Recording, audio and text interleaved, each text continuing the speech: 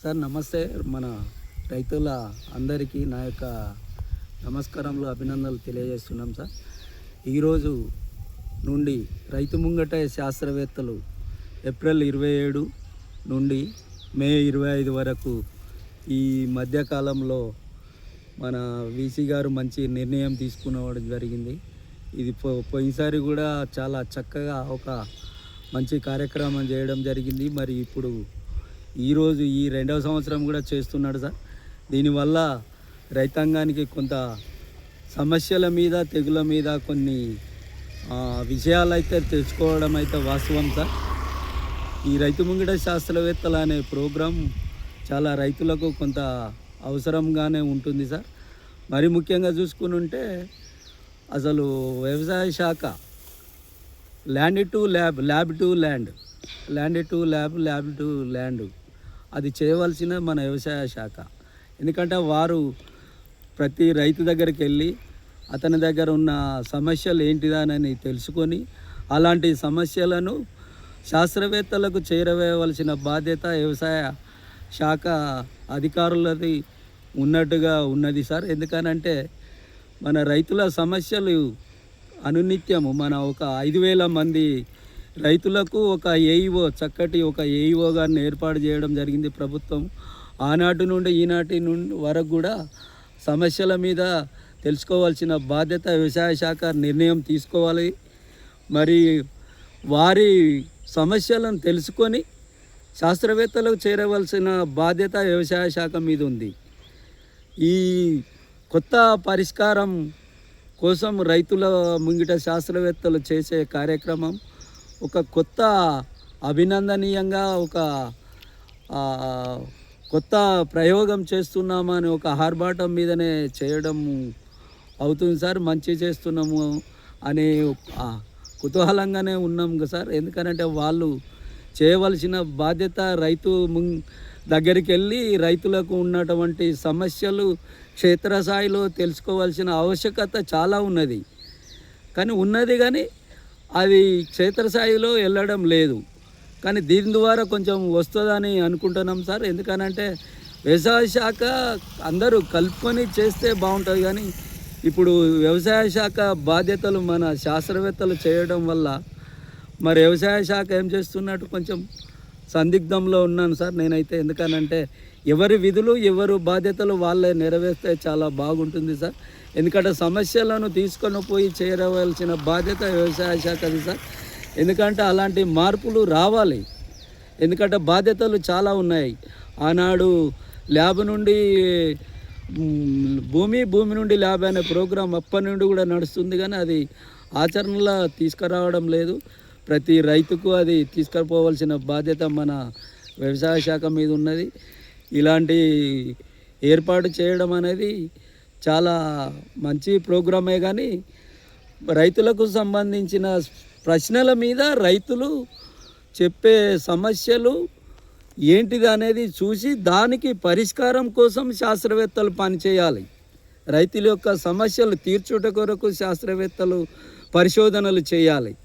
అట్లా చేసినప్పుడే అతనికి ఈరోజు చూసినట్టయితే ఇప్పుడు తెగులు బాగా ఆశించి ఈసారి మిర్చి లేదు, బాడ బత్తాయి పోతుంది, పత్తి కూడా పోతుంది రానున్న రోజులలో. ఎందుకంటే వాళ్ళంటి మీద క్రిటికల్గా చాలా శ్రద్ధతో చాలా సీరియస్గా చేయవలసిన పరిశోధనలు వారు చేసి రైతులకు మంచి విత్తనాన్ని, మంచి సమస్యలను సాల్వ్ చేయడానికి పరిశోధన జరగాలి.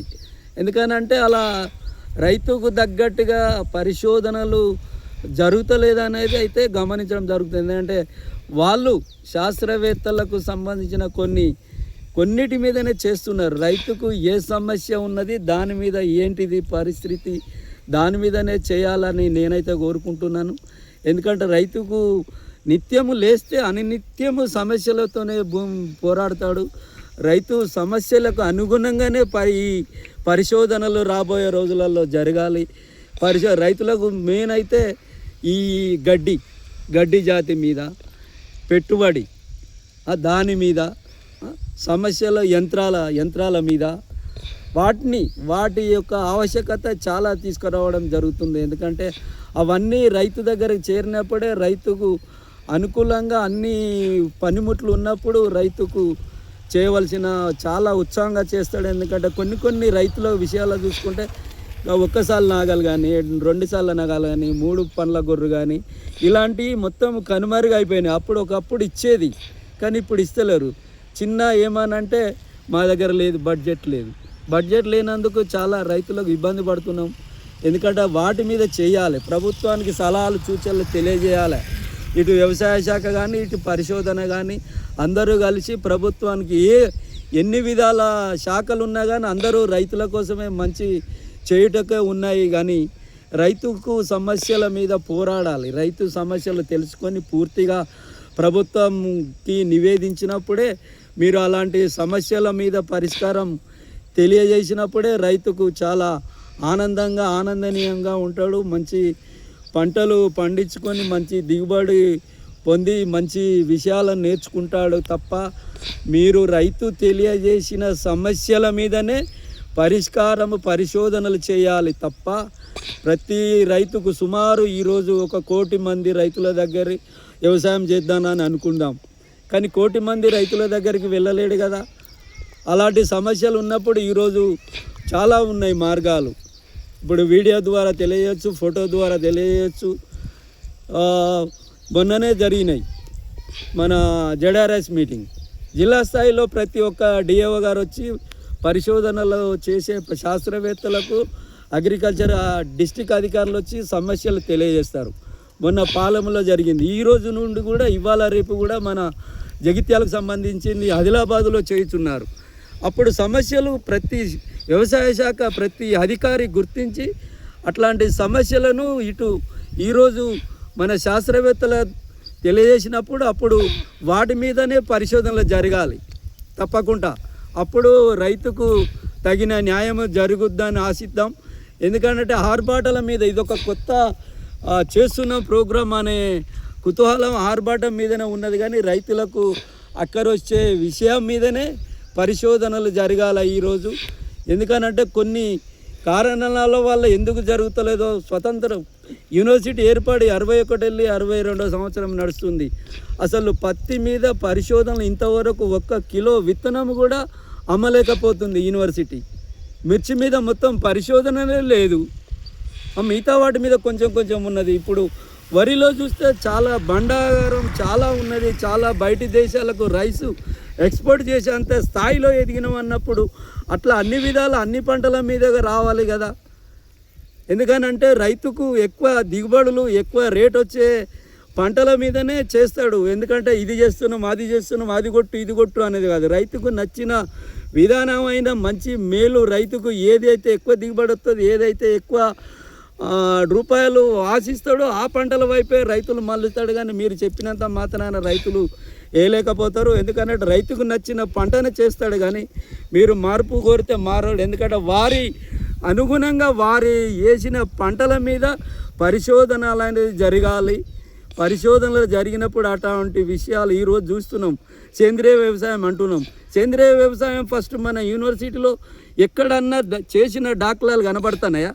ఎక్కడ లేవు. నా వరకు ఏమన్నా చేసినట్టయితే మీరు క్షేత్ర ప్రదర్శన చేసి చూపెట్టాలి బాధ్యతగా. ఎక్కడైనా చూపెట్టండి, చాలా సంతోషనీయం. ఎందుకంటే పరిస్థితి అక్కడ తగ్గట్టుగా అయితలేవు. ఎందుకంటే రైతాంగానికి చూపెట్టవలసిన బాధ్యత మన పరిశోధన విభాగాంది. ఎందుకంటే సేంద్రియం వైపు మళ్ళినప్పుడు ఇటు ఎరువులు విత్తనాలు వేసి పండించిన దానికి ఇటు సేంద్రియంగా చేసిన దానికి తేడా ఏమి లేదనే నిరూపణ చేసి ప్రయోగరూపంగా రైతులకు తీసుకువెళ్ళి క్షేత్ర ప్రదర్శన ద్వారా రైతులకు తెలియజేసినప్పుడు ప్రతి రైతు పండియానికి ముందుకు వస్తాడు. ఏదన్నా మన యూనివర్సిటీలోనే లేదు మార్పు ఏడొస్తుంది. ప్రత్యామ్నాయంగా మరి మిగతా ఏమన్నా చేస్తుర్రా? ఆనాడు చేసిర్రు. రైతు ఆ రోజు దాదాపు ఒక 20-25 ఏళ్ళ కిందనైతే దున్నకుండానే 0 టిల్లేజీ మొక్కజొన్న కానీ కూరగాయలు కానీ పెసరు కానీ మినుములు కానీ వేసినాం. అది మొత్తం ఇప్పుడు కనుమరుగు అయిపోయింది. ఇప్పుడు రైతు ఈ కూలీల కొరత విషయంలో చూసుకొని అటు డైరెక్ట్ ఎదజల్లుడు. అంతకుముందు డ్రమ్ సీడ్ చేసినాం, మిషనరీతో ప్లాంటేషన్ చేశారు. ఇప్పుడు సంబంధించిన నా వరంగల్లో సంబంధించిన ప్లాంటేషన్ మిషన్ అయితే మూలకు తుప్పుపట్టిపోయింది. ఇప్పుడు ఈరోజు రైతాంగము తెలుసుకొని ఉన్న ప్రైవేటు సీడ్ డ్రిల్తో తీసుకొచ్చుకొని వేసుకుంటాడు, ప్రైవేటు వాళ్ళతో నాటేసి మిషన్ల ద్వారా వేసుకుంటున్నాడు. కానీ మన పరిశోధనలో ఎందుకు అలా చేయడం లేదు, జరగటం లేదు? ఎందుకనంటే వ్యవసాయం అంటే ఏది చేసినా కానీ గడ్డి మందు చేసినప్పుడు గడ్డి మందు లేనిది వ్యవసాయం. ఇప్పుడు గడ్డి మందు కొట్టొద్దు అంటారు. దానికి ప్రత్యేకంగా ఏంటిది? ఇప్పుడు ఏమన్నా పరిశోధనలు జరుగుతున్నాయా? జరిగితే చూపెట్టవలసిన బాధ్యత మన శాస్త్రవేత్తల మీద ఉంది. దానికి పరిష్కారాలు కనుగొనాలి రైతులకు అనుగుణంగానే.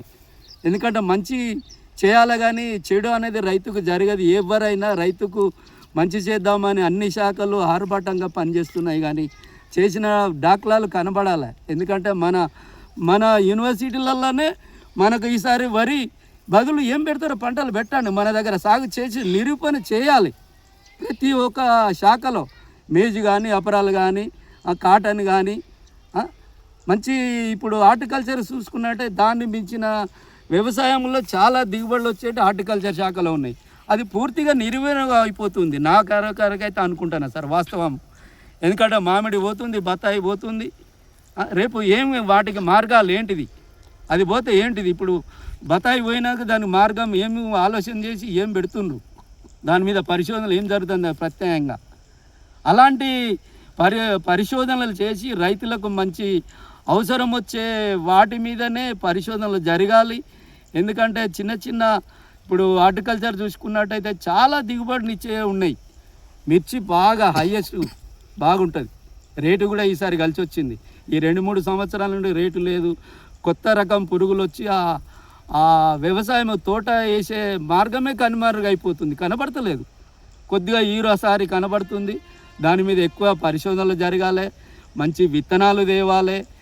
కాటన్, బీటీ వేరే ప్రపంచ దేశాలలో చూస్తే మనకు విరుద్ధంగా కనబడుతుంది. అక్కడ పోయి చూస్తేనేమో కాటన్ ఓన్లీ సూటి రకాలు ఉంటాయి, మన దగ్గరేమో హైబ్రిడ్లు ఉంటాయి. హైబ్రిడ్ మంచిగా విత్తనానికి ప్యాకెట్ మంచిగా డబ్బులు. ఆ పైసలు వేసినప్పుడు ఎక్కువ దిగుబడి అధిక శాతం వచ్చినప్పుడు బాగా దిగుబడి వచ్చినప్పుడు మేలే జరుగుతుంది. కానీ మంచి విషయాల మీద కంపల్సరిగా ఈ పరిశోధనలు అనేది జరగాలని మనసు పూర్తిగా కోరుకుంటూ ఈ అవకాశం ఇచ్చినటువంటి మన HM యాజమాన్యానికి కృతజ్ఞతలు, అభినందనలు తెలియజేస్తూ జై కిసాన్, జై కిసాన్. Thank you sir.